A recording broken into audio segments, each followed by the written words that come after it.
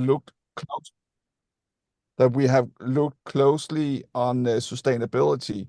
But in this latest publication, we tried to look at how, when we have the theme of looking at sustainability, how is the influence on the students' perspectives and reflections about sustainability?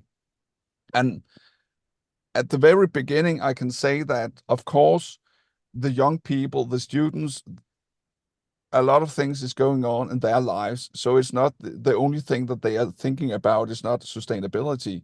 So we try to look at sustainability from the children's and the young people's perspective, and how it is intertwined with their daily lives, and that is what we actually try to do in that publication, in that article. And I will show you a few examples from the camps.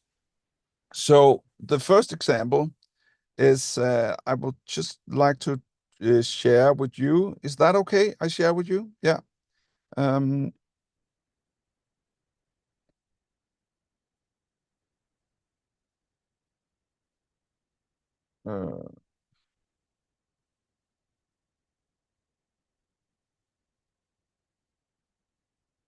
so I will share observations and quotes from the interviews. So the first I want to share with you is interview a quote from an interview with Danish students traveling to the camp in the Baltic countries.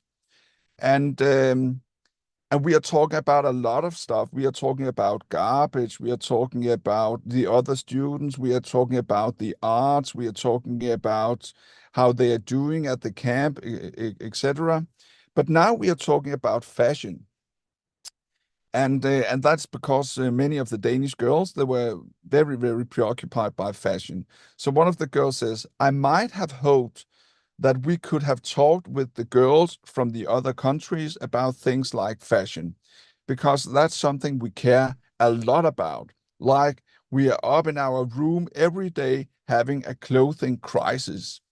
So what she's talking about here is that being interested in fashion is not only something that has to do with fashion, it has to do to be together around something, to be together with your friends doing something that interests everyone. And they had actually hoped that this could be some way to relate to the other girls from the other countries, but they find that they are not that preoccupied by fashion. So they reflect on this. Is that because the other girls from the other country is more mature than the Danish girls, or more immature, or something totally different? And that reflection changes the dialogue in the conversation with the girl. And later in the dialogue, some of the other girls says, I kind of expected them, the other girls, to be more immature. That was their, a thought about that they would be silly, but they are not like that at all. They are very bold. They are quite brave. They do what they want. They dance how they want. They don't care what others think. It's awesome because it makes you dare more yourself. In Denmark, you wouldn't dare to do that.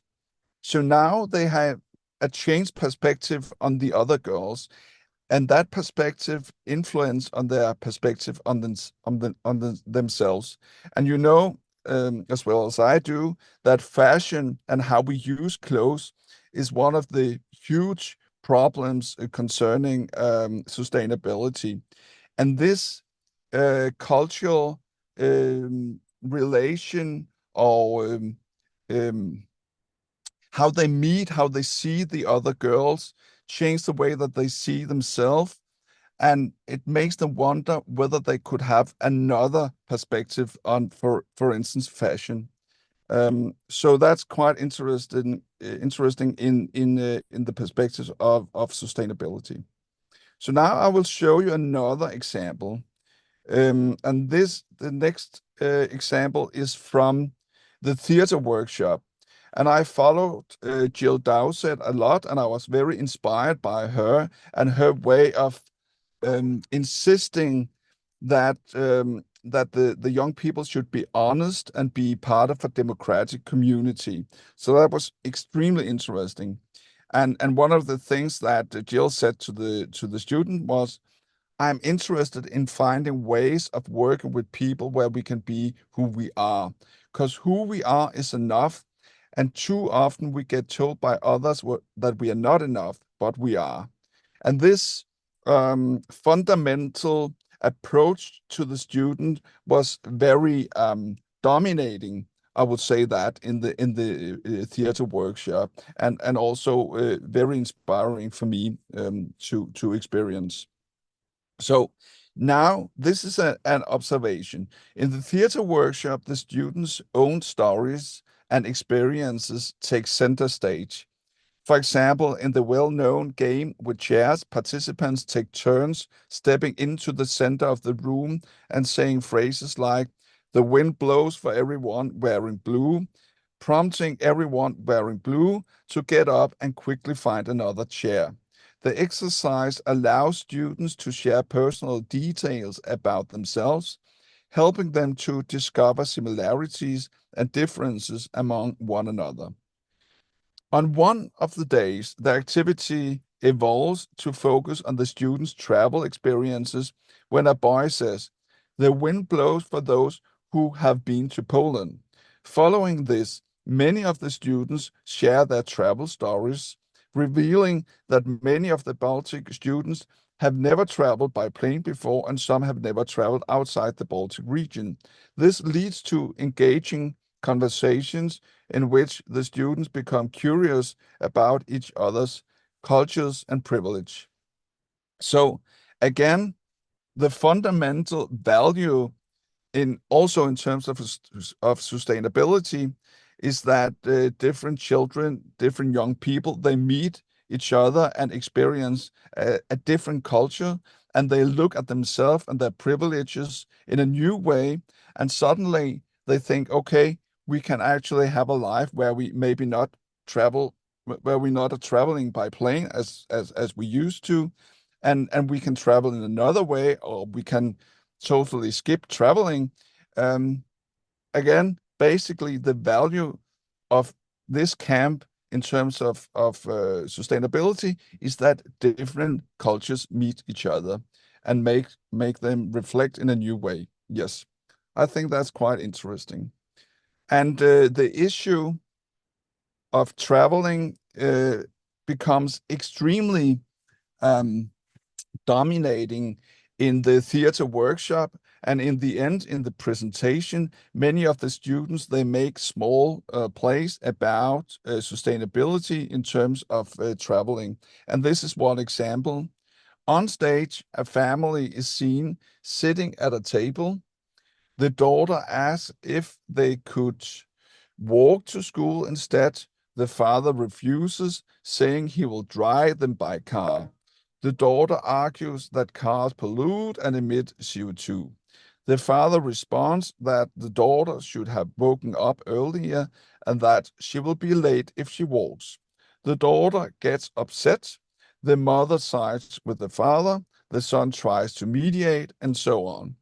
So again, this is an example from a student perspective, a young person's perspective, where issues of sustainability is somehow intertwined with her personal life.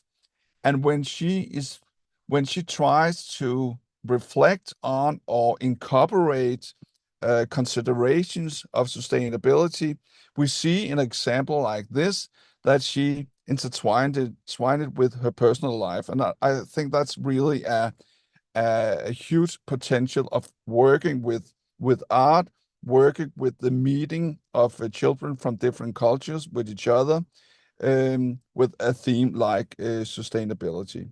So in the article that I wrote, the conclusion was something like this: by focusing on the young people's own perspectives, the study highlights how fashion, insecurity, body image, and social identities and social belonging are intertwined with political views, global inequality, and questions of sustainability. In this way, dilemmas, conflicts of interest, and potential solutions are made visible to the students. So that was my very short presentation about this article. And I'm very happy that you had the time to listen to me. Thank you, Miguel. It was nice to see you, and It was nice to see you. have a good time in your other conference.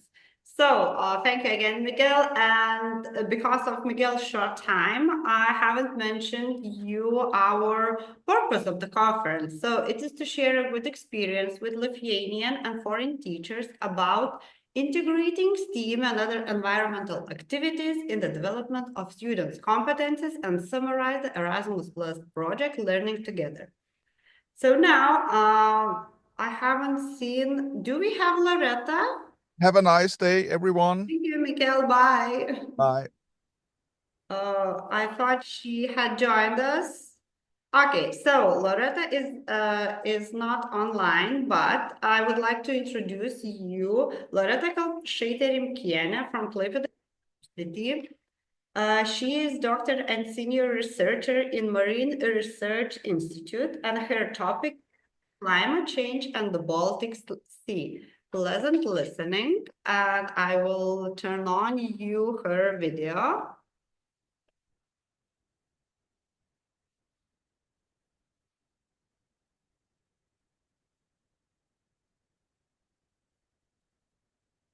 Start your conference regarding the climate change and the Baltic Sea. And in the beginning, I want to talk a little bit about what is the main difference between the climate and the weather. So a weather we usually understand as some temperature, air temperature, wind velocity, some amount of precipitation. We have rain, snow, or sun's shining. But how that related with the climate? We used to say that the climate is getting warmer or climate getting colder. What it is? Mark Twain described what is climate. Climate is actually what we expect, and weather is what we get. Or other terms, as people from the football gaming understand, that weather is just one football game, when the climate is full history of the National Football League. And the students, a few middle school students, says that climate tells for us what clothes to buy, and weather tells what clothes to wear. World Meteorological Organization describes it not in so nice way. Officially, it is a narrow sense, usually defined as the average weather, or more rigorously as the statistical description in terms of the mean and variability of relevant quantities over a period of time ranging from months, decades, or thousands or millions of years. First time term of climate was used over 2,000 years ago by ancient Greek philosopher and astronomer Hipparchus. In terms that climate should be related with the Earth's inclination to the sun. And after 2,000 years ago, it was actually later as any climatical zones actually on the distance from that point of Earth with the sun. If we will look on today's temperature distribution map over the Europe, we will see that in Lithuania it should be something around +2, 3 degrees Celsius. Nothing. If we will go to Estonia, Finland, it's about -3. Sweden and Norway from -6 to up to -10, and Germany, Poland, something around 0. But is it normal temperature? Or it's too cold, cooler than usually on the 4th of December, or it's warmer than it is on 4th of December. For that, we'll get answer if we will compare the temperature with the air temperature on 4th of December from 1979 up to 2000. So every 4th of December, temperature of 4th of December were averaged, and today's temperature were compared with the air temperature on 4th of December. And what we see, actually in Lithuania, it is almost by 3 degrees. In Lithuania, it is almost by 3 degrees warmer than it should be normally. And in Norway, it's almost by 3 degrees colder than it should be. And Germany and Poland, it's brutal temperature. And how's it in the globe? What is the understanding over the whole globe and this summer? The winner of temperature change in temperature this year was Mediterranean Sea region. The air temperature were up to 45 degrees. The sea surface temperature of Mediterranean Sea this year officially was noticed that the warmest over the all sea temperature measurements time. You may see here that we have the air temperature more than 30 degrees. And as you see, their temperature in comparison with the normal temperature, starting from 1971 up to 2000, it is almost by 5 degrees warmer than it should be normally. But nobody talks about the Baltic, as it was warmest year for the Baltic Sea also. Look, the Baltic Sea also was by 5 degrees warmer than it's supposed to be. And even if that 5 degrees warmer means only something around plus 25 and 26, what is for the Mediterranean Sea region people cold water temperature, for us this year was unusual warm. The Baltic Sea climate of the Baltic Sea was stable over the whole history of the Baltic Sea? No, definitely not. Over the last 2 billion years, the Earth climate has been changed several times. We have the ice house, which was replaced with hot house. And during the greenhouse period, the planet has a lot of liquid water, and the temperature was, on average, on Earth, the temperature was up to 25 degrees Celsius. When during the glacial period, the whole Earth was almost covered by ice. And only 55 million years ago, there was last transition from the hot house to the ice house. And now we're living in a very short time period when we had quite stable temperature on Earth, but it is quite cold time period in the Earth history. And even during this short, less than 20,000 years period after the last glacial period, and we had several hot periods, which were after the hot period was cold period, and that changes are very well correlated with the human history. So Holocene climate optimum are related with the ancient civilization like ancient Egypt or Sumer civilization, ancient Greek, Roman Empire, medieval warm period. Maybe you have in your mind a question how they managed to build Notre Dame de Paris in the medieval time, and the reconstruction of nowadays reconstruction of Notre Dame de Paris took more than 5 years. And in the medieval time periods, we had some luck in the human history, which is named as the Dark Ages.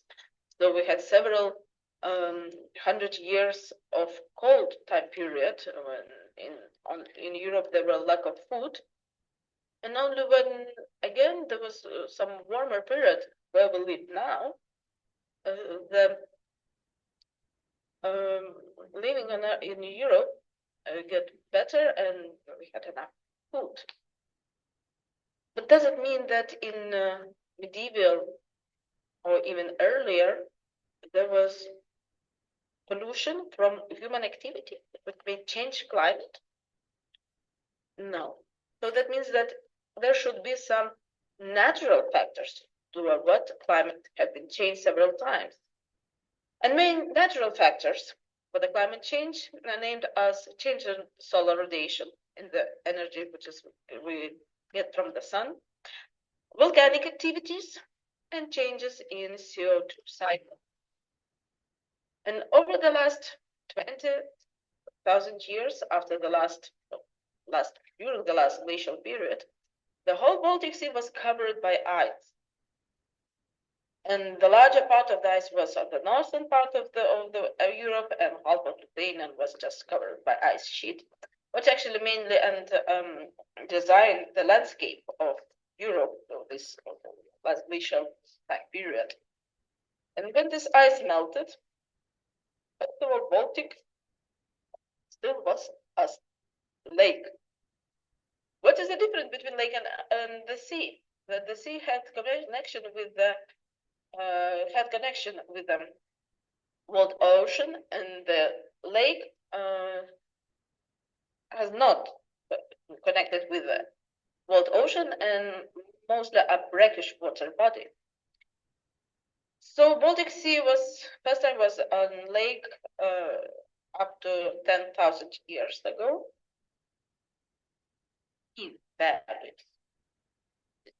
Sorry for some issues. Some warmer period during the last glacial period, the whole Baltic Sea was covered by ice. And the larger part of the ice was on the northern part of Europe, and half of Lithuania was just covered by ice sheet, which actually mainly designed the landscape of Europe of this last glacial time period. And when this ice melted, the whole Baltic still was a lake. What is the difference between lake and the sea? That the sea had connection with the world ocean, and the lake has not connected with the world ocean and mostly a brackish water body. So Baltic Sea first time was on lake up to 10,000 years ago. Then it's changed when the world ocean sea level had rised. Through the Danish Strait there appeared the connection with the world ocean, and then we got Baltic Sea was transformed to the Yalta Sea. And again, when water level in the world ocean had been dropped, and the Danish Strait was closed again, now this Baltic Sea had state of the lake, and only 8,000 years ago, this water body got the final connection with the world ocean, and now we have from Lithuania Sea transformed to the nowadays Baltic Sea. What take-home messages for you? That the climate is definitely changing. Why it's changing? It's still not 100% clear, and we all will have a lot of job for years regarding to find the answer on this question. How strongly the climate change depends on which period we compare with. And please don't believe everything that what media says. You always should check the initial data and look for the why that event happened. What is the main reason over that? Like, for example, the floodings in in Spain this year actually was only because that in the middle of the Mediterranean Sea between Turkey and Egypt, the water temperature was above +30, and large amount of water was evaporated. And then when this evaporated water gas in atmosphere met cold weather cyclone, we get rain. The same situation might happen in everywhere in Europe and even around the Baltic. So the climate change are not dangerous regarding some changes in mean temperature. It's dangerous regarding that we will have more unusual and strong events.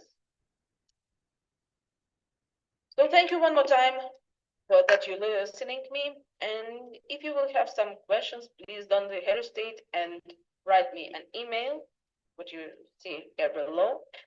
And I'm very sorry that I cannot participate on this conference live because I'm participating in another conference in Helsinki. But please, if you have some questions, contact with me and I will answer to you on them.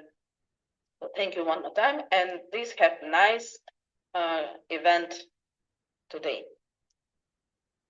So, if you have any questions for Loretta, don't hesitate and ask her. Now, Adina Abakovici from she is a European project manager and scientific ambassador from Romania.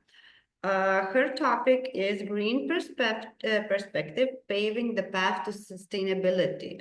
Let's listen to her report. Wait a minute.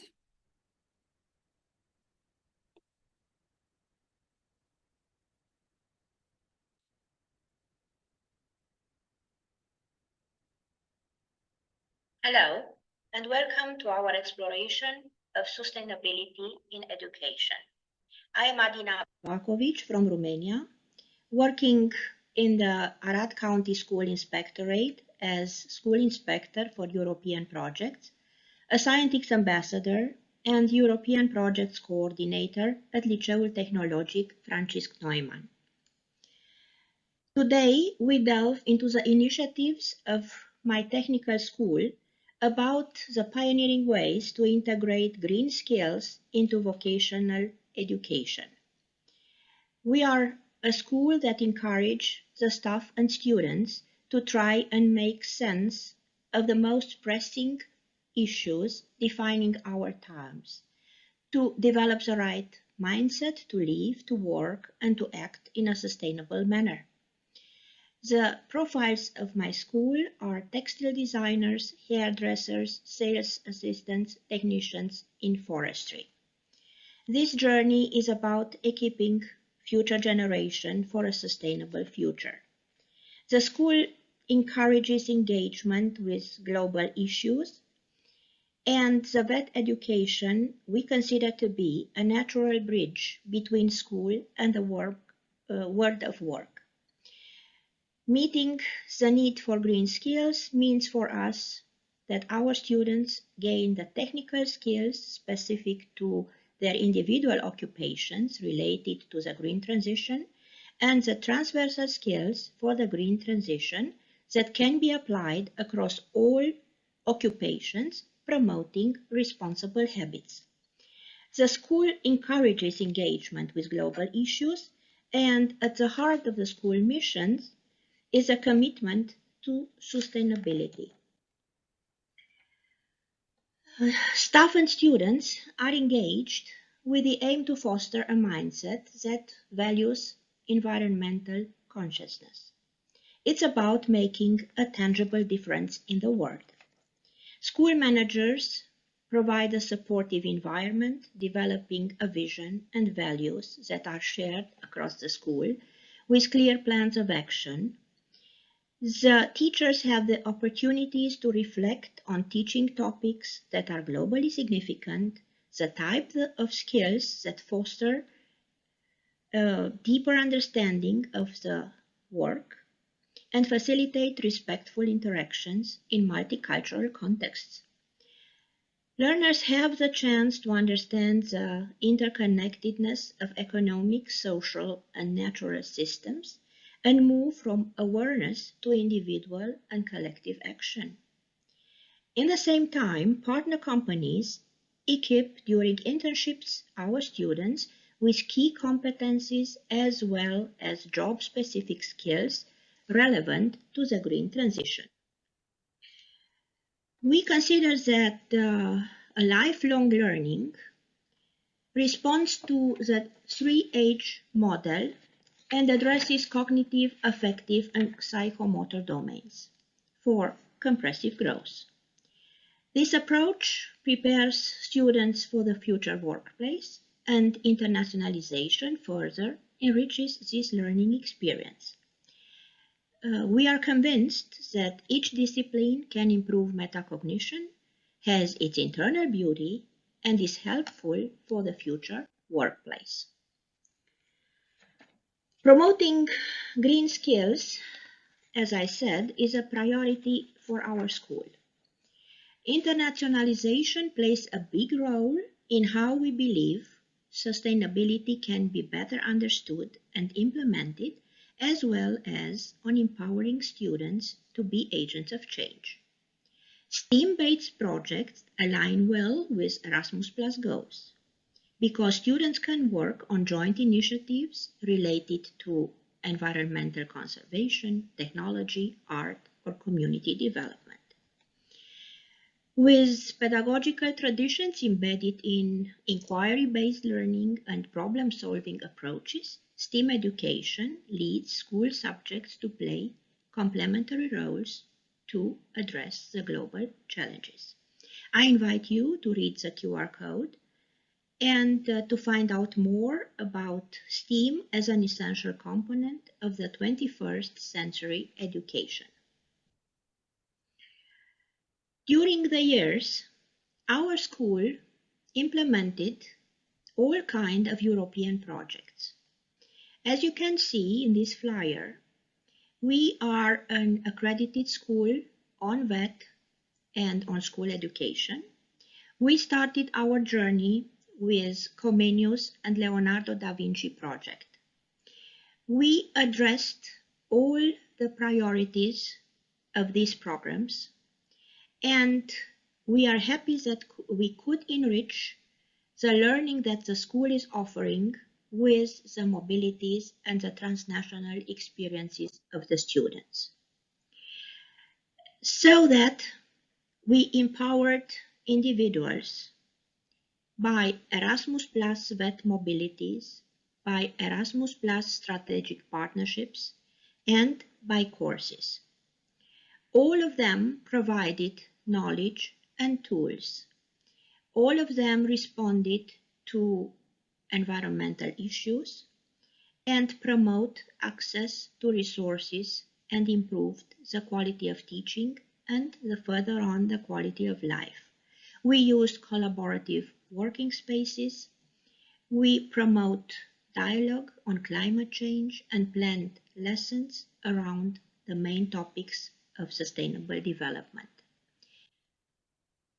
Other opportunities to access information on this topic or best practices we could share in a lot of ways, and these were the initiatives of Erasmus Plus apprenticeship, of Discover EU, a twinning community, the school education, global school education community. We planted the so-called Erasmus forest with 500 trees in Arad area. We are members of the European Forum of VET Education. We work with the Scientific Community of Europe, with the European Association of Science Educators, and in the meantime, we are an eco school. As you can see, we respond to Sustainable Development Goals, mainly on these ones referring to quality education, decent work and economic growth, reduced inequalities, sustainable cities and communities, responsible consumption and production, climate action, life on land. The school involves learning to be, learning to know, to do, and to live together. Such an approach we consider essential for understanding global issues. The focus is on reusing, reducing, recycling. The projects resonate with a diverse audience. The influence of these initiatives extends beyond education. This broad impact is a testimony to their success. I hope you are inspired by the innovative approaches presented today. Let's continue to work together for a greener future. Thank you. I hope you enjoyed watching the video. Now it's a big pleasure for me to introduce our Erasmus Plus partners from Greece. It's Christina Zorna. She is PhD student at the University of Macedonia, and she is also teacher's trainer at Idea Expert Training. So veggies, whales, and trees, the ultimate fight. Christina, the floor is yours. Thank you very much. I'm very happy to be here with you today. Let me try to share my presentation again, like previously. Can you see mine? No? No, you cannot see mine. Can you see my presentation? It's not the full screen. It's not a full screen. Let's try it. Now it's okay. Okay. So thank you very much for inviting me and my colleague Angela and our organization, PD Expert Training, to this international online conference for sharing good practices, I hope, for green changes and the protection of environment. Now let's see. Our presentation has the title Veggies, Whales and Trees, The Ultimate Fight. And we're going to explain how we use drama in education method for environmental awareness. I'm Christina on the right and Angela is on the left. She's an actress, drama expert for young children. And I'm a drama expert for teenagers and adults. And we cooperate for these workshops. Drama in education, I don't know if all the people here are aware of what it is, so I'll just say 1, 2, or 3 things. It is in the letter A in STEM, and it's an experiential method that uses theatrical techniques.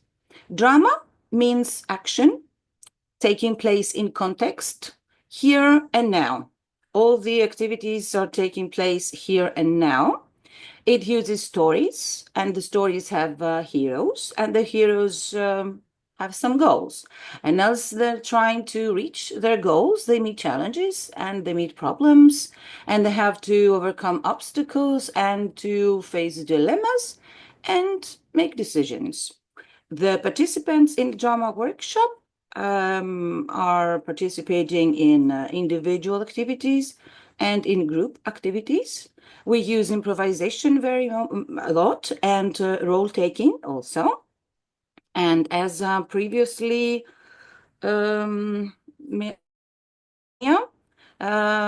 presenter from Romania said, it addresses logical, emotional, and physical part of the human being, let's say. They address mind, heart, and the body. What is most important in the drama workshop is to make connections with the real life, what the story has to tell to the people participating. Now, we'll go to the practice part. PD Expert Training is an organization that is based in Thessaloniki, in northern Greece. It's the 2nd biggest city of the country. And it takes part in Erasmus programs, job shadowing, teachers trainings, etc. And within this context, we cooperated with your school in teacher trainings. But during the last 2 years, we organize also German education workshops with various topics for primary school children and also low secondary. So from, this is Greek, yes, a lot of things are Greek in this presentation, from kindergarten to 9th grade. Now, we'll try to share some ideas about and some descriptions of the workshops that we have already facilitated, and we will explain for which grades are appropriate. First of all, a workshop about the man who planted trees. It's a very nice story by Jean Genot, a French writer. It can be addressed to all grades, but we facilitated for the 7th grade. The questions in this story are: recycling 1 thing per day, is it worth it? And can it make a difference? Can one person make a difference? What is our gain for protecting the environment? Is it an individual or is it a collective duty to protect the environment? And is nature one of our priorities? The goals was environmental awareness, and also that the children understand that individual action can actually make a difference. We used improvisation, theatrical scenes with speech or without speech. They wrote a letter, and they took on the roles of the traveler who was planting the trees, the villagers that he met in his journey, and also the roles of trees and animals in the forest. Some pictures. This is, for example, a question that they wrote: if they do any recycling, if they do any protection of the nature. One said, I do recycling. We planted trees with my school. I cleaned the beach with a friend of mine. And then this on the right, it's the letter to the friend of the traveler. When he went away and asking what happened with the place where he planted the trees. And here on the right, it's an origami tree that the children made themselves, and they took it away as a souvenir. The second workshop is about the white whale. It's a very well-known story, the story of the white whale by Luis Sepúlveda. From 5th to 9th grades, we have pictures from the 7th and 8th grades. The basic questions here are how can animals communicate among themselves? How can people communicate? And if there is a difference between the two? How can we give voice to those who cannot speak for themselves? In this case, the fish and the whales. And what about the dilemma nature over profit? And here the goal also was, apart from the environment protection awareness, was for the children to understand that to view an incident that happened, there are multiple ways of seeing the incident. So in this case, they crafted a spare out of origami paper. They designed rally protest signs to protect the whales. They improvised and acted out a TV news report. And they participated in decision-making processes. So they took on the roles of the whale hunters, the seamen who protected the whales, the sailors whose boat was overturned by the whale, and then the rally protesters in favor of the whales, and also journalists and the TV reporter. And they did the whole reportage thing. On the left, it's how they communicate, the animals and the humans. And on the right cardboard, it's why people kill the whales. These are my letters. The children were talking, and I was trying to catch up to write everything what they were saying. But they made protest posters, and showed the journalists who came for the interview, etc., etc. The third one is about this book, which is a story of a boy who has to move from the city to the village. And the word diakopes, which is in the title, could have a double meaning. It's a word pun of the author. It was very smart because it's almost the content of the book. Diakopes can mean vacation, or it can mean the power is cut.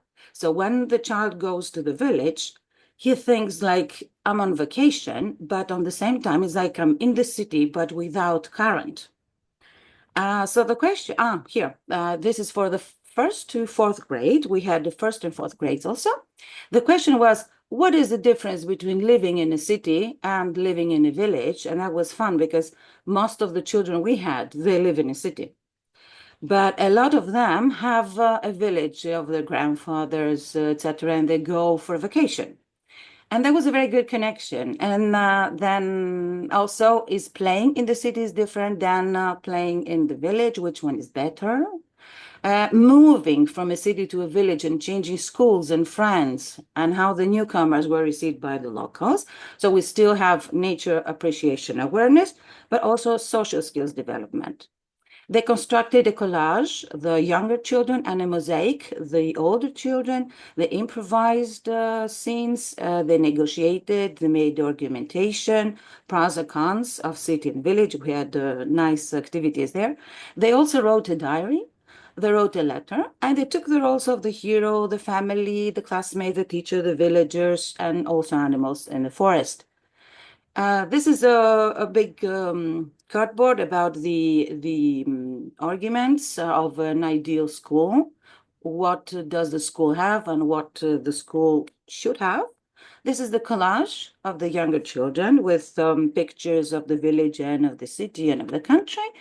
And then mosaics about the country and a big bridge, a big bridge, and then a big mountain with some village on the top and some buildings. That was so fun, and they had so much fun. And these are some of the letters to the friend that stayed in the city, and how the boy lives in the village now, and he remembers what the city looked like, and he invites him to spend time with him in the village. And the final workshop is about the revolution in the country of the veggies, the vegetables. You can see the lamb in the center, and then tomatoes and potatoes and all the fruits and vegetables. This is from first to third grades. We have the third grade facilitation here. Vegetable farming, can it be dangerous? If we use hormones and pesticides and substances, how much is it allowed? Is there a way that we can eat healthier? How to protect food from being harmful? And how can we also give voice to those who cannot speak for themselves? And this time was the vegetables and the fruits and the animals, of course. So one goal, in addition, well-being and healthy eating habits. We also used improvisation and then argumentation processes. They wrote songs. We were trying to find workshops where we did different activities just to show different things. They needed to find solutions to urgent problems. They construct the word Scrabble. And here the roles were the lamb, the potato, the tomato, the vegetables, the fruits, and one human only, the guard of the factory. Amazing story, amazing story. These are the songs that they wrote and they sang. Also, they sang. And Angela and I crotcheted small tomatoes for them to keep and be sure that they eat healthy. And we also gave them cherries and strawberries to enjoy because it was the time of the year that they were the best. And here's the word Scrabble with words of the workshop. Now, the evaluation is in Greek also, but I can say 1, 2, or 3, Agla, maybe. Well, we liked it. Most of it, we liked most of the theatrical part. We enjoyed it. It was very nice. I liked the diary. Very cool. It's 10 out of 10. It was something different. It was fun.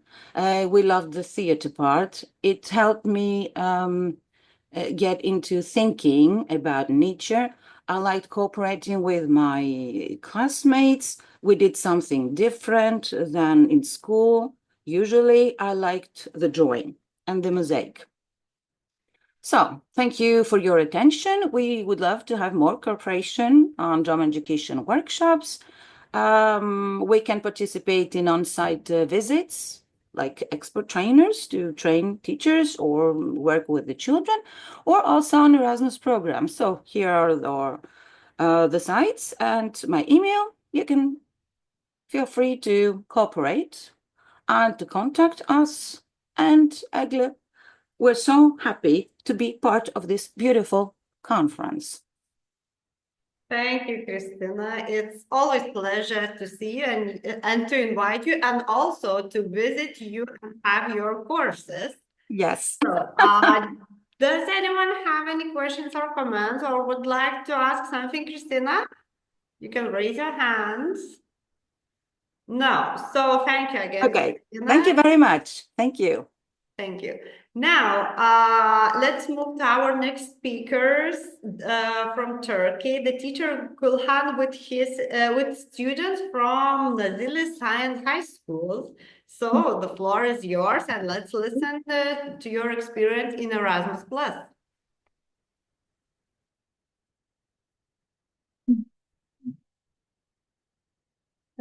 Can you hear me? Yes, we can hear you, Okay. but we cannot see the full screen of Full the presentation. Okay, full screen. Şu muydu? Şu muydu? Öbürü sanırım. Hangisi? Şu mu? Right? Okay. Now it's perfect. Thank you. Okay. Good afternoon, dear guests, educators, students, and passionate advocates for a sustainable future. And it is really a great honor to be with you, a privilege to be with you today as we gather for this international conference on school environmental projects. And at first, I want to introduce myself. I'm Gülhan Küçük. I work as an English teacher in Nazilli Science High School, and now we are aware that the classrooms of today will be the change makers of tomorrow. And now two of my project students who are really successful, ambitious, and also really nature enthusiasts are going to present their projects. Yeah, I'm happy to be with you. So, hello, my name is Elif, and today I would like to talk about my experience and our experience with Erasmus and e-twinning projects, and of course our school. Okay, so Nazilli Science High School is located in Aydın in Aegean region in Turkey. So, as you can see, it's located in the southwest of Turkey. There is our city center. Kuşadası and Didim, my two favorite districts, by the way, host millions of tourists from many countries from the world every year with their charming beaches and bays. Of course, there are pictures. In our province, our school is the second most successful school, not only in exams, but also social activities. The level of our school's education is high. Our school is public body, and it was established in 2011. So our school encourages all students to be successful and creative in every field with academic and cultural achievements. They enter scientific activities such as TÜBİTAK, which is prestigious competition in Turkey. They are about digitalization, technological design. We have two Erasmus Plus projects. One of them is Erasmus Plus Stop Bullying. We also have KA154, Use Sustainable Energy in the Era of Crisis, a challenge for future decision makers. Obviously, our Erasmus project is about bullying, and that is going on around the world. Our Turkey mobility was organized last year. This project is including some environmental activities. We planned trekking, outdoor activities to raise awareness of environmental issues. Our Erasmus Plus project aimed to tackle bullying and by blending educational workshops with rich cultural experiences. Throughout the mobility, participants engaged in creating anti-bullying messages and explored historical and cultural landmarks, from ancient ruins to iconic cityscapes. cityscapes. The project concluded with interactive activities and a celebration, reinforcing the spirit of unity and collaboration among participants. So there is our photo from the French gathering. It was really nice. And there is Spanish gathering. There is Romania, and this was a goodbye picture, so everyone is a little depressed, but it's okay. And there is Romania. We were celebrating. There is the activities that we tried together in Turkey, together with our group. There is Ephesus. And there's our school, yes. This is a cultural dance type of. This is our laboratory, but not science, but yes. So overall, this whole experience was a journey, and I would like to very much do it again. So I would recommend to anyone who's considering this. So thank you. Hi, my name is Eylül. I'm an 11th grade student in Nazilli Science High School. And today I want to talk about our school's e-twinning project, about environment, sustainable energy in the era of crisis, and our Erasmus experience. During this project, we want to develop social and civic competence, the courage to speak up and have a say on topical issues such as environmental problems, climate problems, and the energy crisis. We want to develop young people's awareness of European rights and values to enable young people to share their experiences in this field with partners from other European countries. Today, digital and media competences are very important, as expected, so we want to develop these competences with the project. It's important for us to give young people the opportunity to see and also be a part of decision-making processes at the local, national, and international level. How could young people's thoughts enter the field of action of the European Union and/or the United Nations? It's important that the ideas and thoughts of young people are supported based on evidence, but also more widely. We focus on the topics of energy, jobs of the future, sustainable development, and sustainable energy. This is the Erasmus project number. Unfortunately, our project for the study visit is organized by 3 people only. We would want it to be a more crowded and more social one, but those were our only chance. According to the timetable, we performed these activities such as parental permission, questionnaire, internet security rules, who are we avatars, finding our twins, introducing our schools and logos, creating logos, voting for the best logo, teamwork in national teams, different energy resources in our countries and regions, teamwork in international teams, video meeting several times for different energy resources, a meeting with specialists in the field of energy, study trip to power plant if possible, e-magazine about project activities and results, evaluation and dissemination. One of the most important products was about different energy sources. On the genuinely map that we are about to see in the second slide, we can find the students' teamwork about different energy resources. Presentations of various energy resources have been added to the map on the countries that are in first place in the world in terms of the production of this energy source. We created teamwork in national teams, different energy resources in our countries and regions. We planned first web meeting to present and share them. This is the genuinely map and teamwork. The presentation covered these following topics. We mainly focused on these, such as where is this energy produced, what additional materials are needed, what are the positive aspects and negative aspects of using these energy resources, and where is this energy source used the most in Europe. This is the wind energy. These are our students from Turkey, as you can see their names, as well as Estonia and Greece.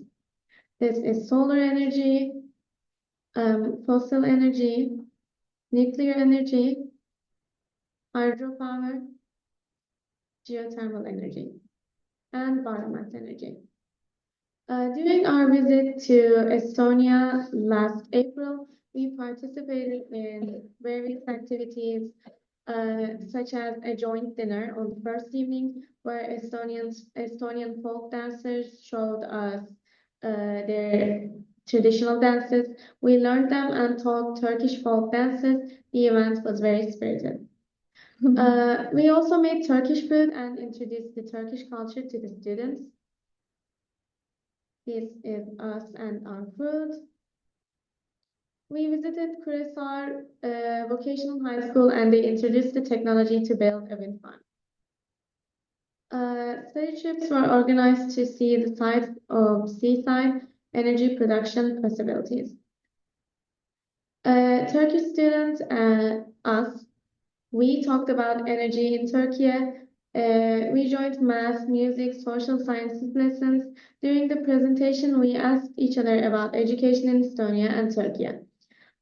We had the chance to see the similarities and differences in our education, lessons, school life, meals, and activities.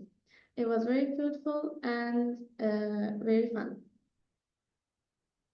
10th grade students debated on the topic renewable energy can really provide enough power for countering climate change as an activity in our country. It was a good experience not only for the viewer but also the students who debated. These are our Turkish students who debated the topic. We shared some documents by using AI about Christmas and New Year wishes. We prepared and applied preliminary survey for project participants, students evaluation survey, and teachers evaluation. This is our survey. For dissemination, a poster in Turkish summarizes the project's activities. It shows our activities to the whole school family. We prepared the project journal, as you can see here. We celebrated Europe Day and we visited our neighborhood middle school students to our school, invited them, and introduced our project to these little ones in our school, Nazim, Turkey. Our project has been awarded with the National Quality Label and European Quality Label. And as for my thoughts about these projects, I can really say that it has been a remarkable experience. I got to discover about new cultures, learn about different energy resources, and what I can personally do to make our world more sustainable and my energy more green. Thank you for listening to us. That's all. Thank you for your presentation. Has anyone got some comments or questions? If no, thank you again. And let's go back to our country, Lithuania. Now, Šiaulių Romuvos Gymnasium geography teacher Joanna Mikšiūnienė with English teacher and Erasmus plus project coordinator Inga Laurinienė will share their report, Sustainable School, Sustainable Future. Ladies, the stage is yours. Thank you. Hello. First of all, I'd like to ask, can you hear us? Okay, so then I'll start sharing my screen.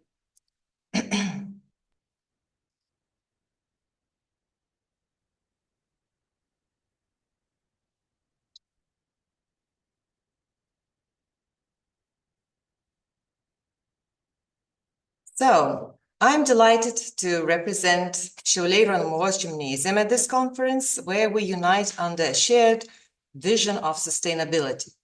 Today, I will walk you through how our school has embedded sustainable living into its curriculum, activities, and international partnership, showcasing that schools can indeed be agents of change for a greener future.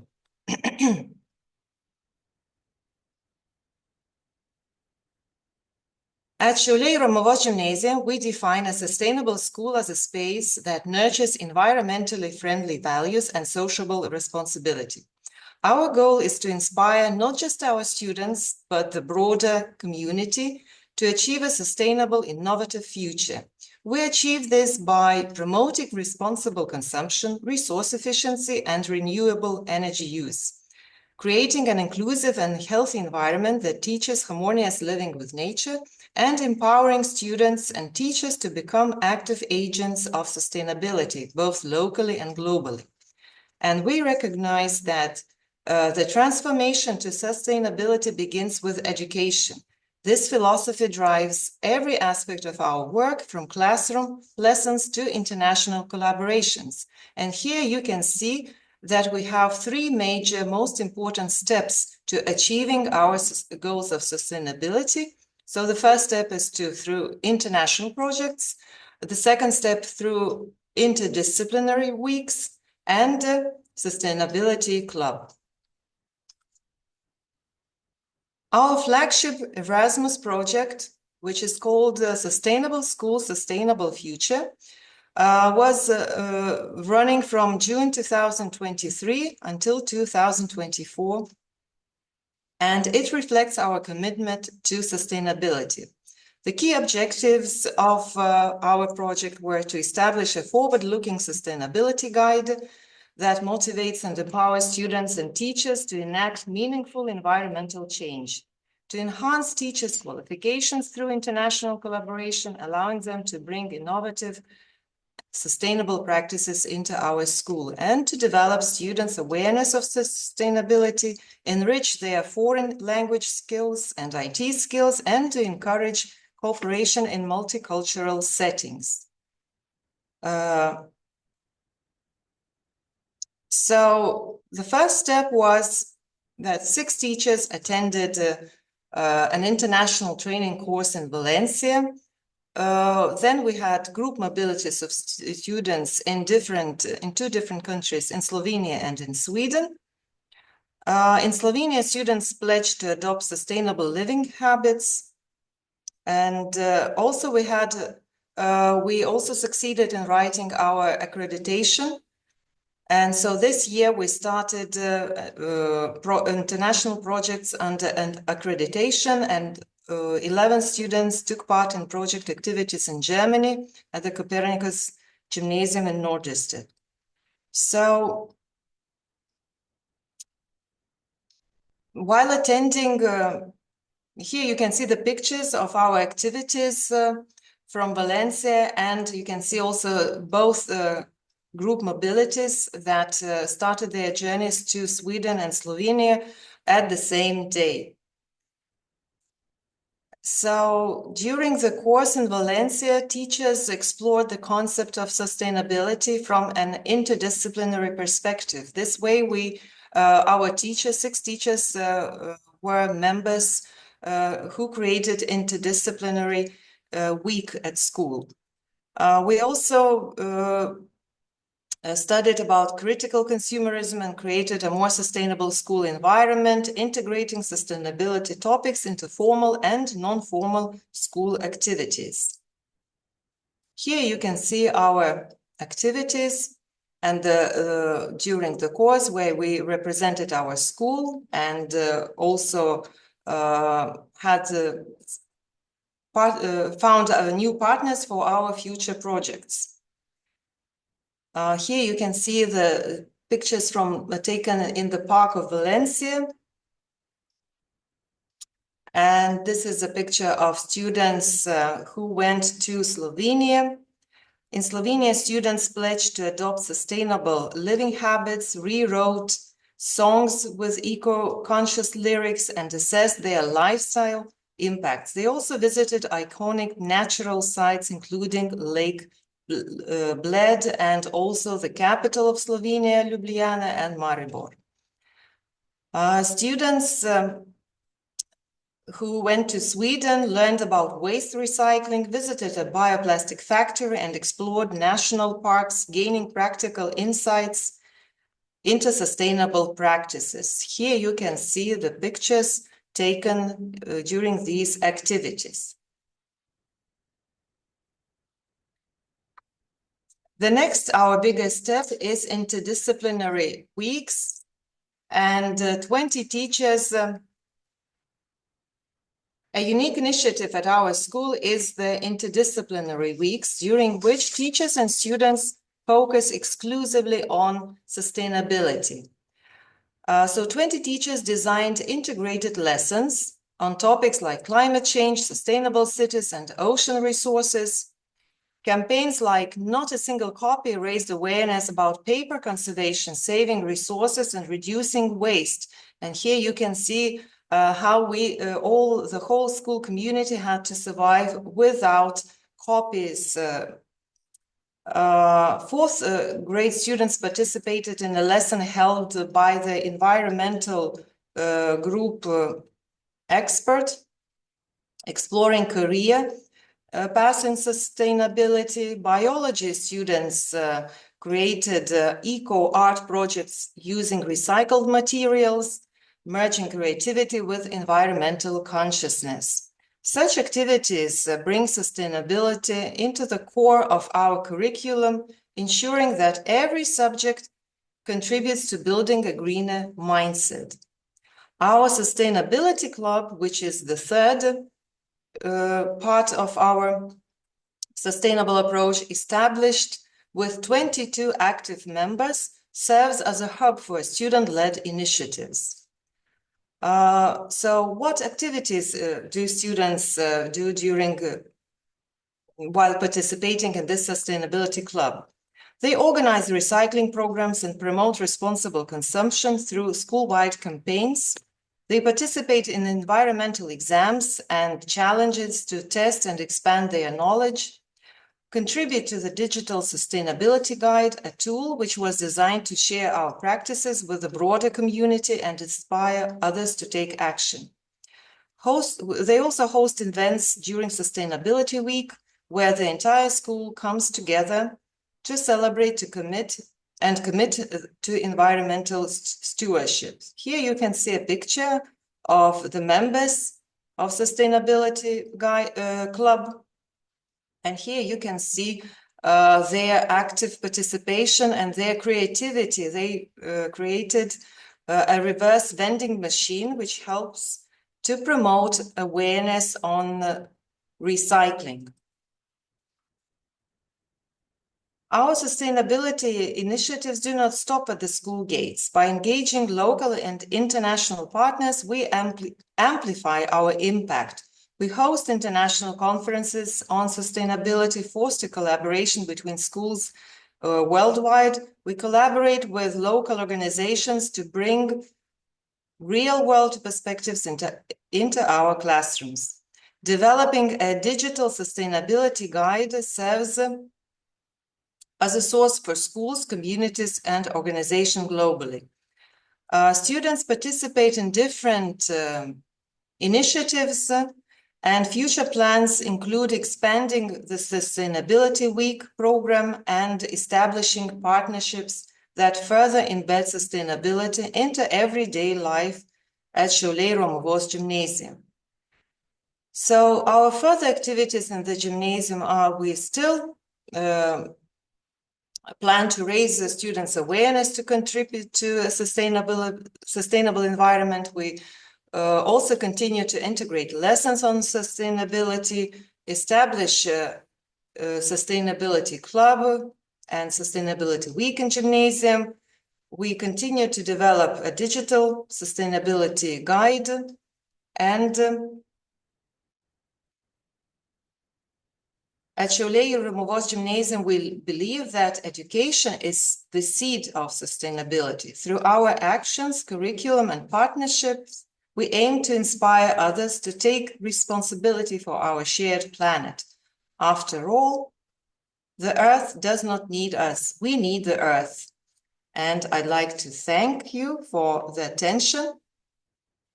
And I will stop sharing now. I hope you enjoyed our presentation. And if you have any questions, you are welcome to ask. Yes, Christina, you have raised your hand. Oh no, the applause, the ladies' applause. It's an applause. Yeah. Thank you. So thank you for such an inspiring presentation. And now our Sendvario progymnasium math teacher Rūta Laučienė and Lithuanian teacher methodologist Jolanta Momkienė will share their experience and activities in STEAM lessons. Development of sustainability in STEAM lessons. Please, the stage is yours. Hello, now I will share my presentation.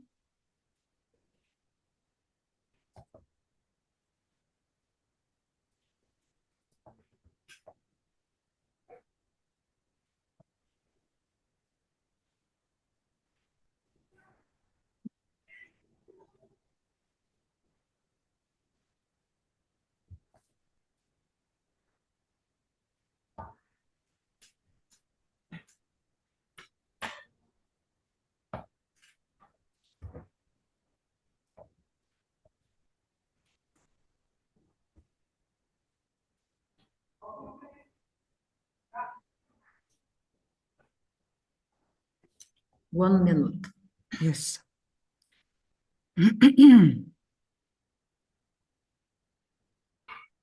Rūta, maybe you need help? Wait.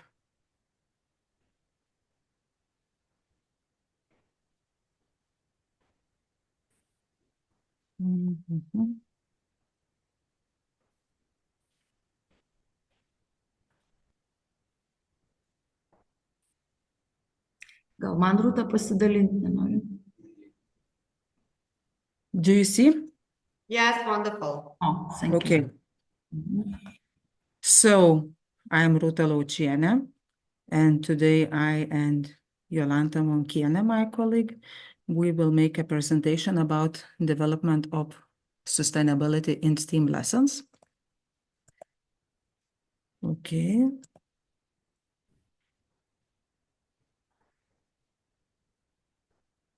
So the main goal, the main goal is to develop students' knowledge about sustainability by integrating biology, mathematics, Lithuanian, and foreign languages lessons, fostering the responsibility for environment and sustainable development principles.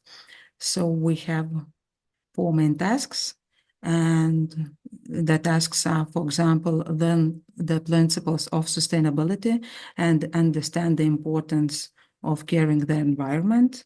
Second is to familiarize with the natural phenomena that inspired literary works and learn to distinguish between literal and figurative meanings in nature and literature, and to develop the ability to reflect on the environment and to develop mathematical skills. Yes. So in order to develop students' understanding of sustainability, they completed the following tasks through contrast, and tasks were divided in 2 huge parts, which consisted of these, as you see. So the first is by working with plastic, students learned the principles of sustainability and understood the importance of caring for the environment. And the second part was that by observing changes in nature, students were encouraged to develop environmental awareness. In the first part, before going into nature, students were given tasks related to plastic. So the first task was for students that they were given tasks of calculating and recording in a table how much and what types of plastic waste they produce, and later students had to calculate how much plastic waste their family produces per week, per month, and per year. Yes. In the second task, students, by given formula, as you see, calculate what percentage of total plastic waste is made up of the specific types of waste. After completing the calculations, students had to plot the results in a pie chart. And they had the third task of the first part, and students researched information about which types of plastic can be recycled and how many years these products last. After that, students were given the task to search online for information on how plastic can be replaced with less harmful alternatives. And in the second part, to better understand the world of trees, students were given following tasks. So in the picture you see the first task, and this is that using materials, paper and newspaper, create a winter landscape revealing various details and elements of nature, and by analogy write descriptions of 3 trees, oak, willow and birch, highlighting their unique features and role in nature. So students' understanding of sustainability in STEAM activities was developed using secondary and biological materials, as well as landscape descriptions.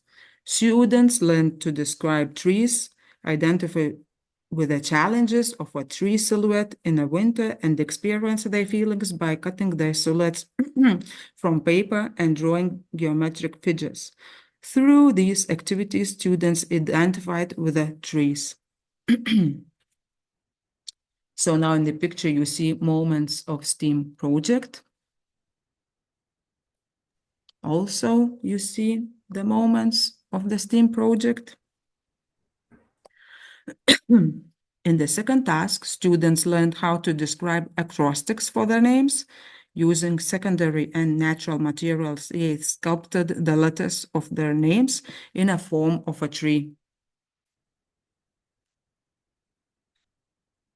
On the right is an example of an acrostic tree in both Lithuanian and English.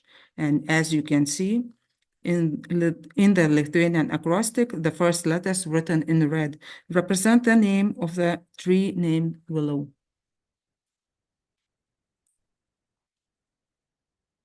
The further development of sustainability in STEAM lessons was reflected in continuing the theme of seasons to welcome spring. Using pine cones, natural materials, and spring meadow was created. Tree trunks were made from secondary materials, coffee cups, and colored paper rolls. They were designed to describe blossoming tree branch. In the third task was the integration of the Lithuanian language by creating an ode to spring. Using it, the exile letters written from Siberia were recalled. The best one was selected and later written on the birch bark. This is an example of ode to spring on a birch bark.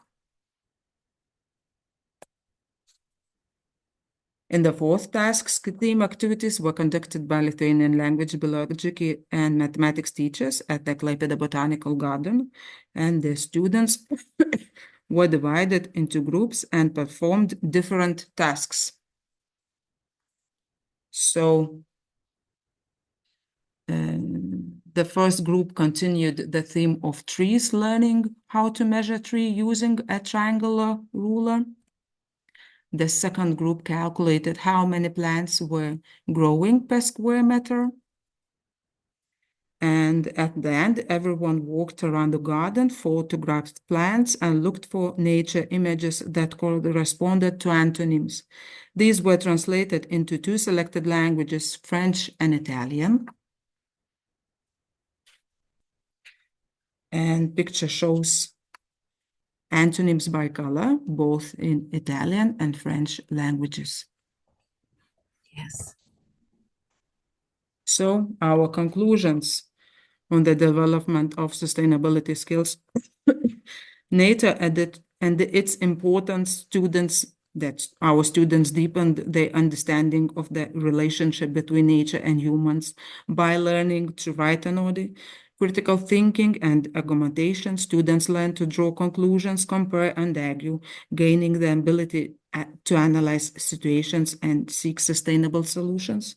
Group work skills, group work encouraged collaboration and collective problem solving, which is essential for applying sustainability principles in real life and practice. Uses of secondary raw materials that students learn to creatively reuse waste and contribute to environmental conservation. And also students learned many interesting facts about trees and plants, improving their understanding the importance of trees in ecosystems. So that's all. Thank you. Thank you. Thank you, Ruth and Yolanda. It was such a colorful presentation. Now I would like to introduce you Klaipėdos Gedminai Progymnasium English teacher Neda Petrauskienė. She will tell you how to develop greener mindset. Neda, we are listening. Hello, can you hear me? Yes. Okay, I'm trying to share my screen. Please let me know if you can see it, if it's okay. Yes, wonderful. We can see the full screen. Okay, that's great. Thank you. Okay, so good afternoon or evening, I'm not sure. I am Neda Petrauskienė and I am a teacher from Klaipėdos Gedminai Progymnasium, and I feel honored today to be here and to represent my school, because my school has been working with the Erasmus Plus projects for more than 10 years, and it has already implemented around 10 KA1 and KA2 projects. And right now we have the Erasmus accreditation, which provides us with even more freedom and, of course, motivation to learn something new. And the aim of my presentation today is to present one useful tool and several successful practices that help us develop students' greener mindset. And these practices have become a part of our everyday work, and I believe this is the best proof that they are worth to be presented here today. So the first tool I would like to show you today is the idea of using it and how to use it. I brought it from Barcelona from last year. We went on a teacher's course and we studied some competencies, and this was the part of the courses that they gave us. And it is a very versatile tool which could be used in many ways, and one of them, of course, it is a great tool to sparkle a discussion about various global environmental issues that we are facing today. And it is used quite simple. It is an educational feature or a platform, call whatever you want, of a famous newspaper, the New York Times. So they post an intriguing image every Monday, and they give us no details about it, just a single picture. And then the instructions are to answer 3 questions. The first is, what's going on in this picture? The second, what do you see that makes you say that? And the third is, what more can you find? So the task for the students, actually the students could be adults as well. It works really well with them as well. So the task here is to speculate about the things and people that they see in the picture. Amazing things happen here at this point, because students not only demonstrate how attentive they are to the details, but also have a chance to show their knowledge and rational thinking. I will show you one of my favorite pictures from this platform. I used it in my class in English lessons, and it inspired a lot of discussions because students saw it and they had no background information. And it sparkled so much discussion, and many things were speculated. The students were guessing that this could be a natural anomaly, or maybe it was done. This orange river was created just for fun. So they gave some justification for their ideas, and it was really interesting and valuable to listen to them. But after speculating, we see the reveal, which arrives at the end of the week. They post the image on Monday, and the reveal comes on Thursday afternoon, so we can read it on Friday, or we can do just older pictures and have the reveal right away. So in this case, the picture hides a quite sad story, because the reveal says that the ice caps in Switzerland are melting, and are melting too fast. And the river is orange because the scientists are measuring how far away the ice caps have moved. So the article also explains how huge is the impact, and this is also a source for deeper discussion and, of course, a chance to learn more. And I really love this feature of the New York Times because it is simple. You don't have to log in to pay money. This is just an online link, and that's it. And of course, because of the surprising, revealing, and provocative ideas my students present me. And this is a reliable tool also to attract their attention to relevant topics. The next thing I would like to share are some ideas my fellow teachers brought from participating in various Erasmus Plus projects and implemented in primary school classes. We are trying out different strategies to get better at STEAM education. This is one of our priorities at school. And the first part, you can see how our first graders crafted musical instruments from waste or recyclable materials. And they even performed a song with those instruments. I'm really sorry I cannot show you the recording because of the lack of time. In the second part, you can see the works of the fourth graders exploring different materials like foil, rubber, paper, salt, and etc. They've learned about their density, the weight, they measured and constructed something out of those various materials. And finally, the project children loved the most, and I had so many beautiful pictures of those dream schools. I'm sorry I didn't add more of them. So they made drawings, they created stories about those schools and constructed everything, and even made presentations of their dream schools, why they are like that, and what should be included in their dream school. So, to sum up my short presentation, I would like to encourage you and, of course, myself at the same time, not to teach our students for the sake of good job, but instead of that, let's try to prepare our students for the world we still don't know. No matter how crazy it sounds, I think that green mindset is a must for the future. Thank you. Thank you, Neda, for inspiring presentation.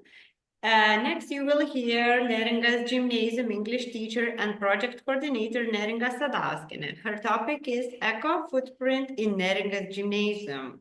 The stage is yours. Do we have Neringa? Yes, Neringa, we can't hear you. I can see you, but I can't hear you. There are some technical issues, I think.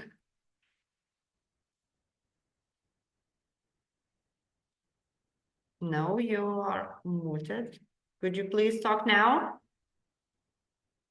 No, we still can't hear you. Maybe we can a bit change and you will log in once. Okay, let's save our time, and I will represent Vilnius Saulės private gymnasium art and technology teacher Emilija Urnežienė. Her topic is sustainable creative projects in primary grade. She apologized that she couldn't join us together because of her health problems, but I will show you her video. So pleasant listening. Wait a minute.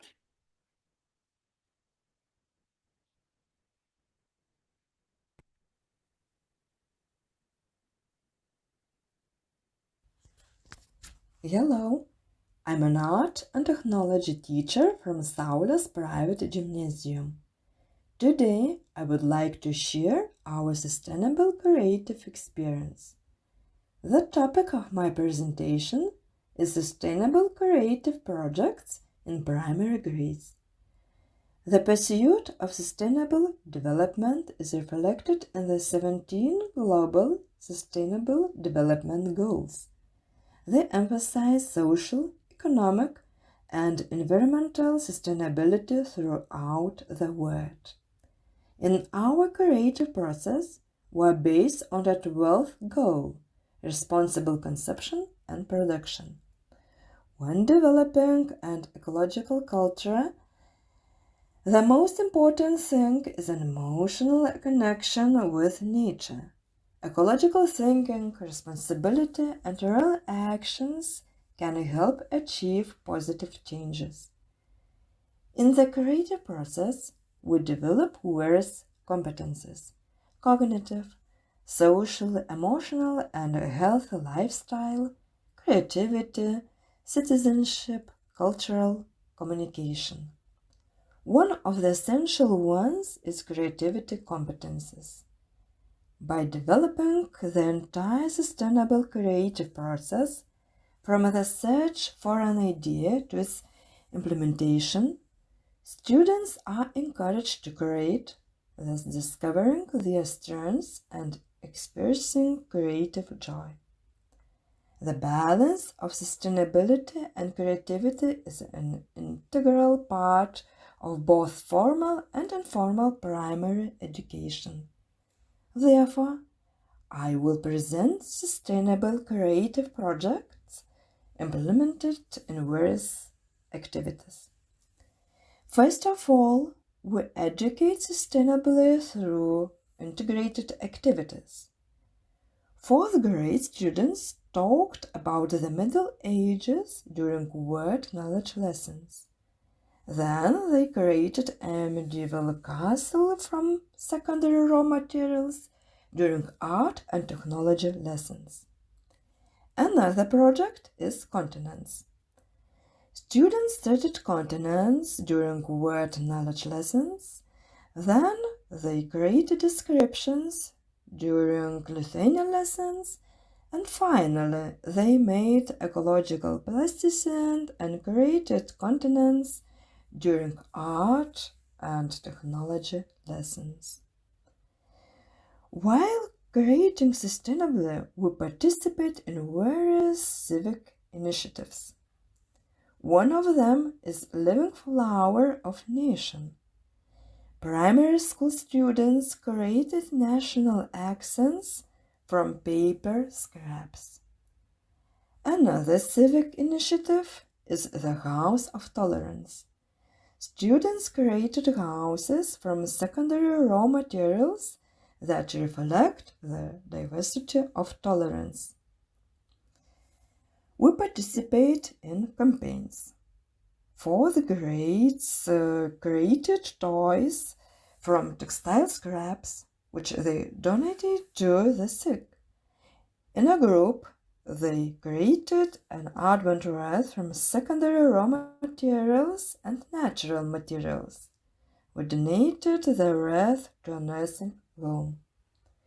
We create sustainably when preparing for the holidays. Advent calendars and other festive accents are created from secondary raw materials. For Mardi Gras, students make masks from secondary raw materials and textile scraps. We participate in various competitions and exhibitions with sustainable projects. The number 700 was created from old magazines. It was a gift for the birthday of the city of Vilnius. In a summary, it can be said that sustainability education is an integral part of holistic education. Sustainability education in various forms of education, interdisciplinary integration, promotes greater awareness of children, more responsible consumption, and the development of creativity. The developing the entire creative process, from the search for an idea to its implementation, students are encouraged to create sustainably, thus discovering their strengths and experiencing creative joy. At the same time, self-confidence, patience, diligence, responsibility, teamwork are developed. Thank you for attention.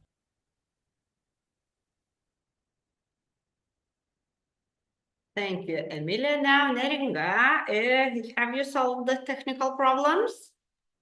Let's check. I guess now it works. And we can see you. Yes. So that's some specific about those Zoom. Yeah. Let me share.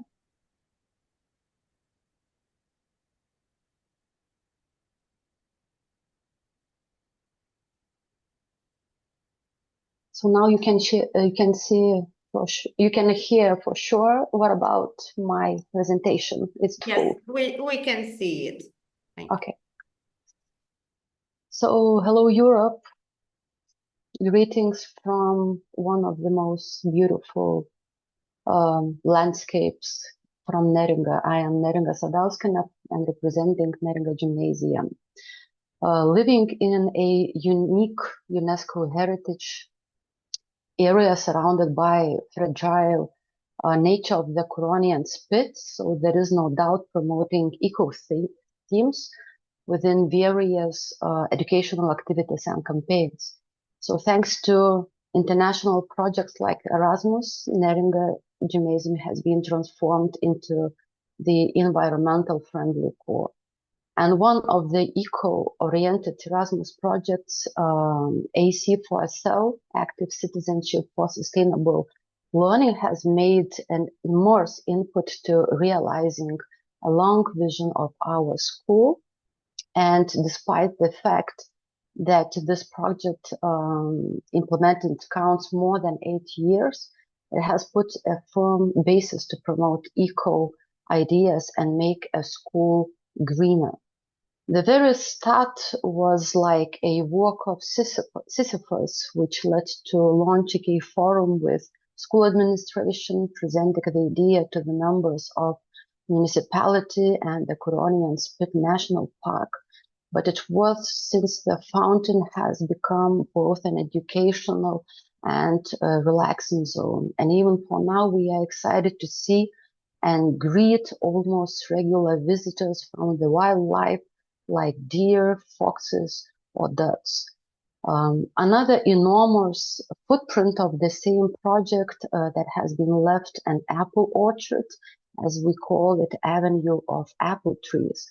And we were supposed to plant few trees as a way to make a greener corner of our school, but the headmaster's initiative surpassed expectations that united the whole community and each class to plant its apple tree.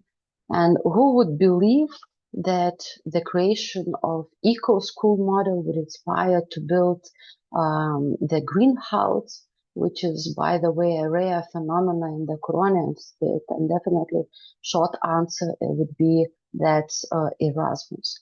The greenhouse for today serves an educational area for strong integrated activities to organize pamper school canteen with modern harvest of eco-vegetables. And cherry on top, the solar panels installed on the rooftop. It took some time, of course, but the vision realistic. It's like great real life lessons for students to be witnesses of those myriad benefits regarding Erasmus. And the final products of the project, they do have long-lasting input that might serve purposefully in one or another way to promote eco-awareness. The newest Erasmus project, Let's Go Green, which has been implemented recently, addressing modern environmental issues and based on the US strategy for implementing the Green Deal 2050.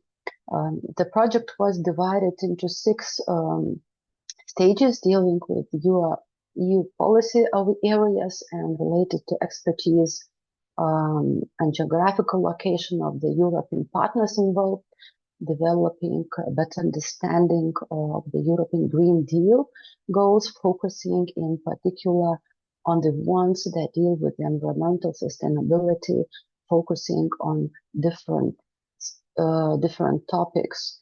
And students were preparing institutional campaigns to raise awareness to environmental problems and factors, local ecosystems, the stability of the earth and the health of all us, launching blogs, podcasts for explaining how addressing sustainability challenges could help us address climate change, inequality, and biodiversity.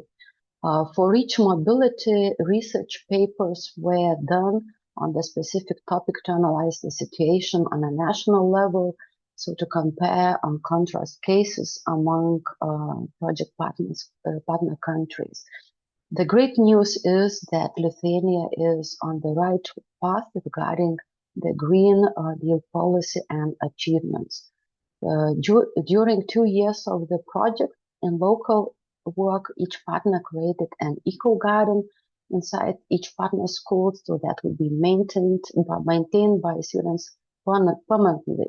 Since we have already had that, we built a sensory path, was made from natural products, and during warm season it serves as a stress relief path or entertaining activities among students.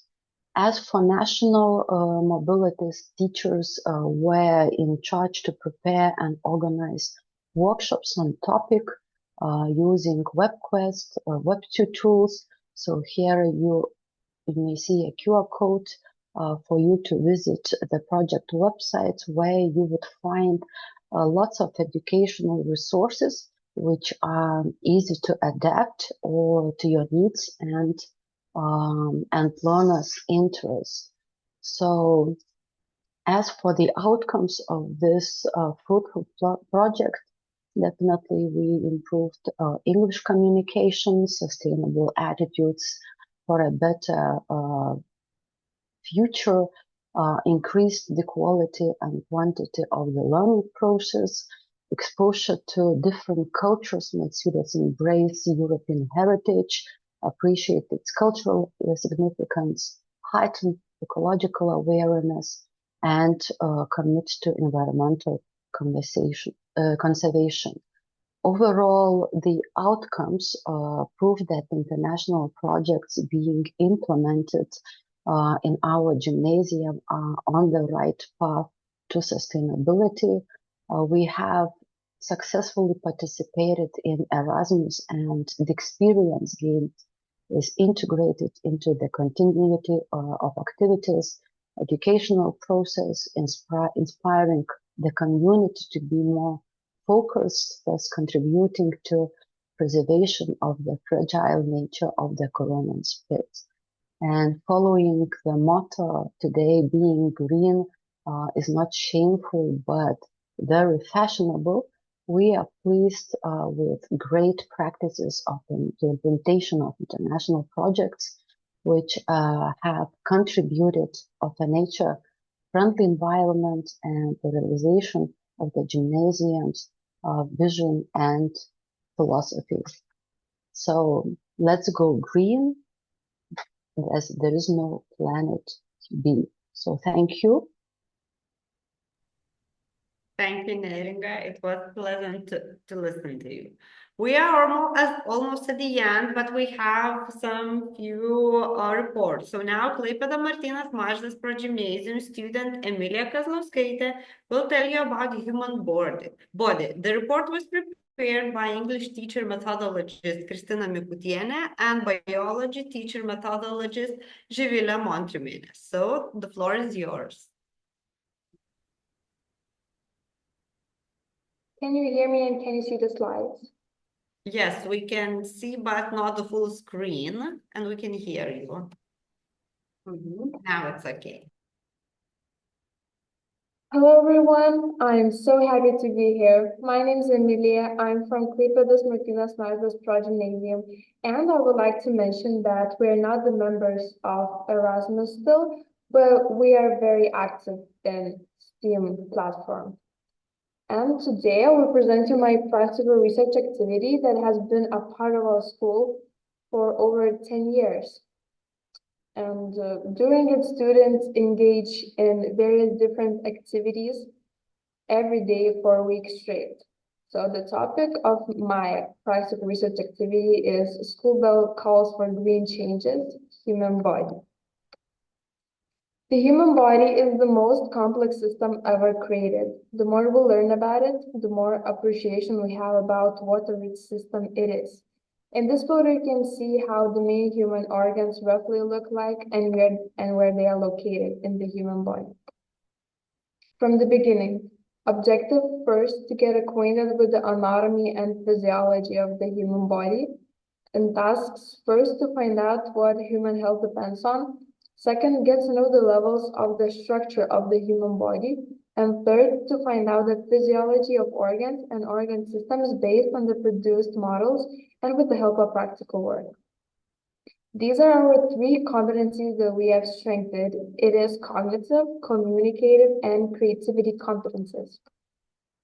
First day, after getting acquainted with the program of practical research activities, we listened to training on how to provide the first aid to a person during bleeding. We believe that we will apply the acquired knowledge in bandaging a forearm injury. We also got acquainted with the general concept of health discussed about physical, mental, emotional, social, and the spiritual health. It was interesting and useful to express our opinion on the questions presented in English. Of course, working in pairs, we created illustrated mind maps for human health. Here you can see that a member of First Aid came here in school and showed us how to wrap an arm if someone gets hurt. In the first photo, you can see us getting acquainted with the program of the whole week, and in the remaining photos, we're making illustrated mind maps for human health. Second day, we got acquainted with the structure of the lungs. Working in pairs, we made a model of an alveolus from a libel and plasticine. We learned to explain that gas exchange takes place in it. We modeled the lungs from the manufactured alveoli. Also, we made models of selected organs from various materials and indicated their functions in English. Finally, we modeled the human body from the produced organs. Here in the photo on the left, you can see how alveolus looks like. And in the remaining photos, we're making alveolus models from a libel and plasticine. Here we're making the remaining human organs such as the brain, heart, liver, pancreas, and so on from various materials like recycled carton boxes, paper, plasticine, colored yarn, metal wires, and water hoses. This is the beginning of our production of the human body model. And in the middle, you can see that we made our human body mannequin from cardboard. Third day, after reviewing internet sources, videos, we searched and analyzed selected information on essential health tips. Working individually and in pairs, we created illustrated posters in English in which we presented at least 10 recommendations to help strengthen health. Here are our work that we have done on the third day of this activity. And in my opinion, the most important health tips are get enough sleep, stay well hydrated, and be in the fresh air. And by following these tips and adding some more healthy habits, we can take small but meaningful steps toward improving our overall health and well-being. Fourth day, we visited Uvando Fitness Center where we performed relay events, various exercises with simulators, learn how to do sports correctly, and strengthen our bodies. After watching the video material in English, we learned to determine the vital capacity of our lungs by deep inhalation and exhalation during practical work. We compared the obtained results with the results of friends. Here we are at Uvando Fitness Center. We played sports there. We did a lot of different exercises with trainers, and without them, we played active games and games that would strengthen our bodies. And we did not only learn how to do sports, but we learned how to do sports correctly. After exercising, we came back to school and learned about lungs. We learned all about their functions and importance to the human body, and we also learned the differences between healthy and unhealthy lungs. And after that, we did our lung capacity test by deep inhalation and exhalation. And here we used a 5-liter bottle, a lot of water, and a water hose. And when we did this test, we compared the results with the results of France. And well, everyone's results were different. 5th day, we learned about the activity of the organs of the digestive system. We did the practical work effect of saliva. We observed the blood sample through a microscope. We learned to recognize blood vessels, arteries, veins, and capillaries. Based on the electrocardiogram, we learned to explain when the heart is working, it is systole, and resting diastole. We counted heart rate at rest and after doing an exercise. Here in the first 2 photos, you can see that we did the practical work effect of saliva. And on the 3rd photo, we made our heart model from a balloon, jar, water, and straws. And we learned how our heart is working and beating. And we performed both of these practical works in our school laboratory. Here you can see in the middle that we learned about the digestive system and what is happening inside our bodies. And in the remaining photos, we watched our pulse before and after doing an exercise. 6th day, our group participated in the human health brainstorming session. By participating in a brainstorming session organized by the Public Health Office, we deepened our knowledge about health. Here we watched short films with 3D glasses. Those films were about bullying and how to help people in different situations. And after that, we have a couple of questions that we need to answer. And after that, we had a brainstorming session organized by the Public Health Office. And the questions were about human health, interesting facts or records about people. And well, the winners got prizes. This is our human body mannequin that we did on the 2nd day of this activity. And you can see that we made it out of many materials to make it look like the real structure of the human body. And then staying healthy does not necessarily depend on our diet, but also on our environment, our lifestyle, or how often we exercise. And sometimes we need to find some time to rest and to breathe in the fresh air outside. So overall, the human body is like a closed and connected circle where everything depends on balance, energy, food, oxygen, and the environment. And if one part has a problem, the whole system is affected, it feels it. So the balance is very important. And thank you for listening. Thank you for your presentation. Has anyone got questions or comments? Christina says that was a wonderful job. Yeah, I agree with you. Now, the next student from Klaipėdos Sendvario, Mila Rimšaitė, and technology teacher Judita Bivainienė, and their topic, Towards Sustainable Solution. Okay, now I will share my slides. Tell me if you can see them, okay? Okay.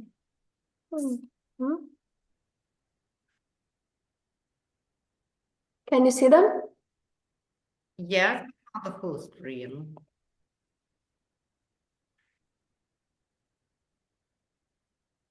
Okay. Hello. Sorry, we still cannot see a full screen. So we still cannot see. Wait. Yeah. Let's put on the back. Better? No. Could you press the button down on the right corner? Yes, I did. Would be better for us, I think. Yes, this one. Try. Can you see? Still not. Maybe the internet is just slow. Okay, maybe we can just listen to you. Yes, okay. So, hello, I'm Mila from 8C, Klaipėdos Sendvario, and today I'm going to be presenting a project towards sustainable solutions that my teacher Judita helped me to prepare. The topic of sustainability is gaining momentum in people's lives. Undoubtedly, our awareness and responsibility about life on Earth, water, and air is very important. But there are still a lot of questions in everyday life how to implement environmental sustainability challenges. The questions arise not only for children, but for adults as well. Why are the fish disappearing? Is the Baltic Sea a dying sea? What consumption is sustainable? What are the ecological problems today in Klaipėda?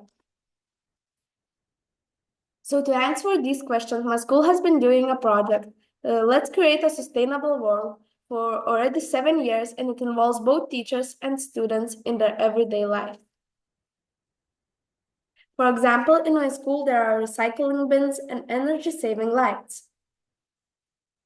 The reason of all this is that in order to save our planet for future generations, it is important to involve children in these projects and to empower them to become the leaders of a change. My class participated in these activities too, in biology, geography, IT, English and Lithuanian grammar and literature lessons. Here you can see pictures that our students drew from the National Earth's Day. The culmination of this project was the conference that was called the same as my presentation, Towards Sustainable Solutions. Mila, could I stop you for a minute? I really apologize. Maybe you could try one more time to show the slides for us. Okay. It would be easier for us to listen. I will stop the share and try again. Yeah. Sorry for the technical issues. It happens a lot. Mm-hmm.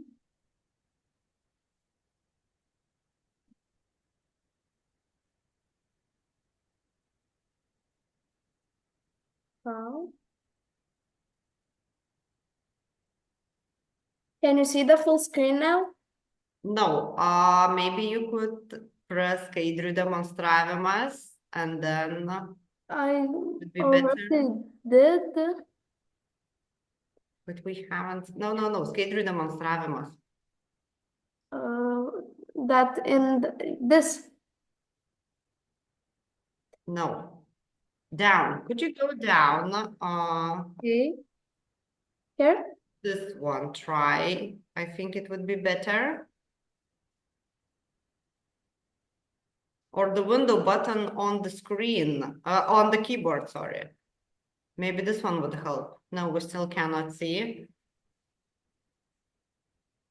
Oh, but if I don't do skaidrių demonstravimas, can you see how I move my slides like? Yes, we can see how you move, but we cannot see the full screen. So if it's okay for you to change the slides by yourself.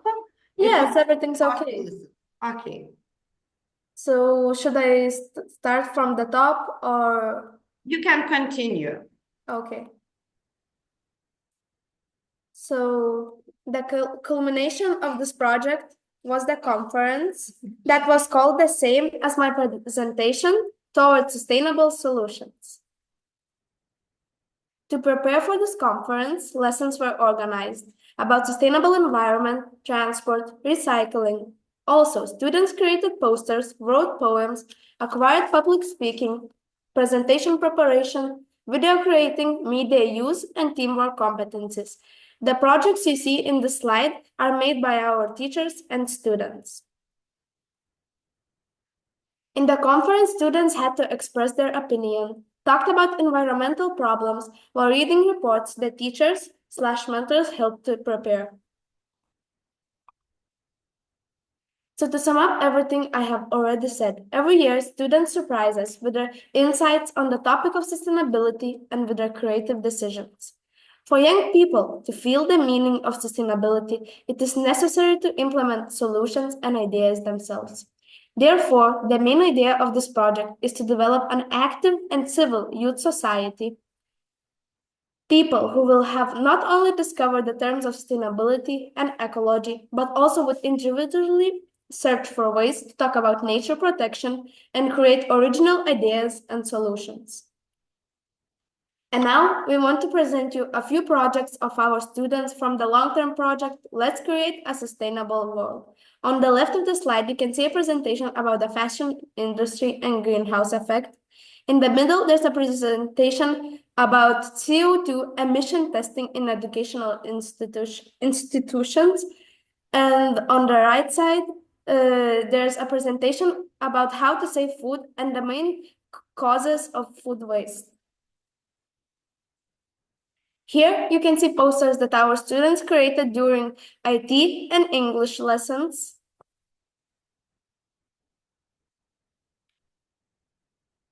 Last year, our school was visited by Klaipėdos Regional Waste Management Center Crafts. Our elementary school students learned about sustainable life profits and how and why waste is sorted. Also, our school really cares about recycling and secondary use. In the pictures below, all of the art projects are made out of materials that were already used before. We often have these kind of art shows in the school lobby. Even last month, we had an educational session using virtual reality technologies. Children were introduced to waste sorting, learned how important it is to take care of our environment, and what processes can influence global warming and the extinction of animals and plants. Also, the education participants were divided into teams, had to collect waste themselves, sort it, and distribute it into the correct containers. Such experience will help children to understand how important it is to sort waste and how it can be given a new life.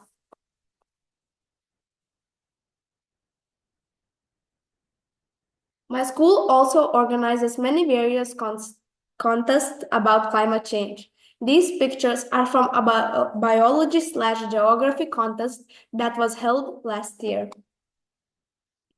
And last but not least, here's a QR code to a student conference. Start from yourself. Of course, these are not all of the projects that my school has organized, but today I presented you the ones that seem the most important to me. Thank you for listening. Thank you, Mila, for your presentation. Now, last but not least, our Klaipėdos Sendvario progymnasium history teacher expert Daiva Tamkuvienė. She will summarize our project Learning Together, and her topic is reducing consumption and school mission possible. Daiva, the stage is yours.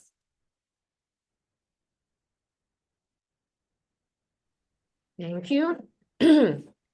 Hello, my name is Daiva Tamkuvienė, and I am history teacher at Klaipėdos Sendvario progymnasium. I will share how our school is promoting sustainability, responsible consumption, and recycling.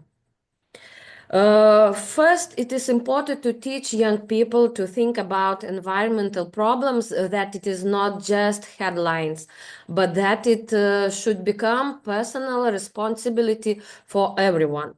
So our students participated in international changes camps where they discuss climate changes. Sorry, but something wrong with my, it's okay. Okay.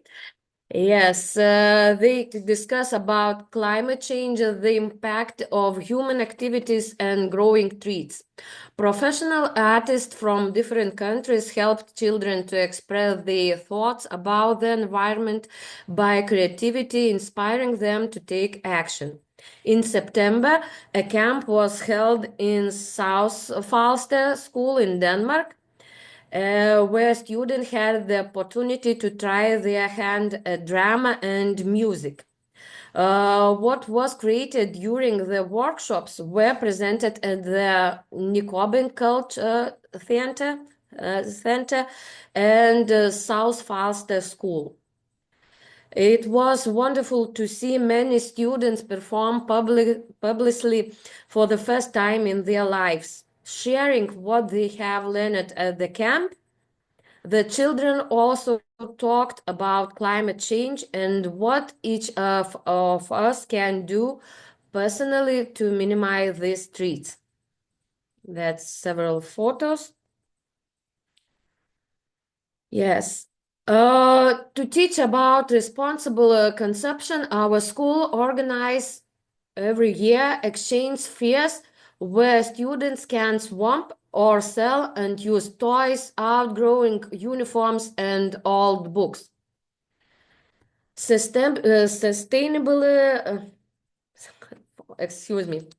And creativity are also encouraged through recycling.